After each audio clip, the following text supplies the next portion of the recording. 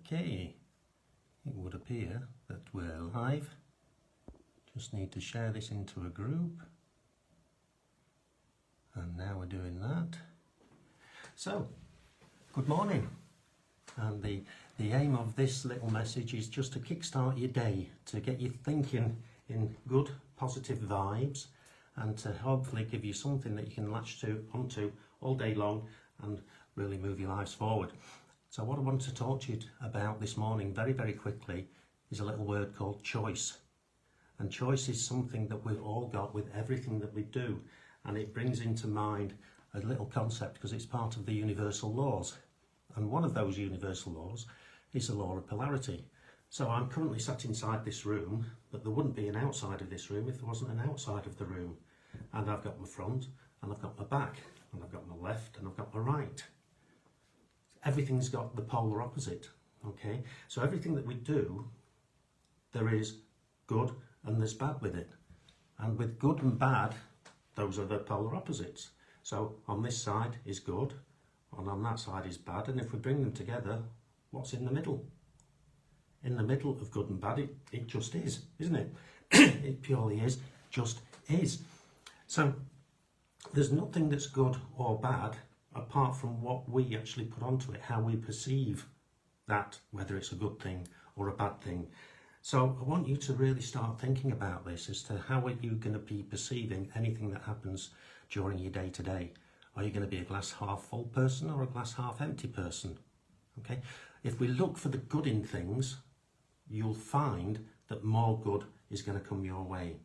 It doesn't matter what's happening, we can find good in everything because it's one of the universal laws. There's got to be some good in it, there's going to be some bad in it.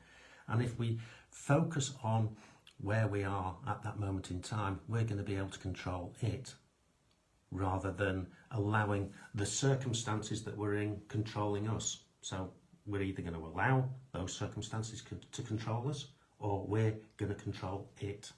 And there's some little steps that we can do. There's 3 little steps that we can do. And the first one is to, whatever's going on in your life at that moment in time, just accept it. It is what it is. You know, if you can't change it, just accept it. If you can change it, do something about it. But if you can't, just accept it. That's a choice. The second thing is to harvest the good.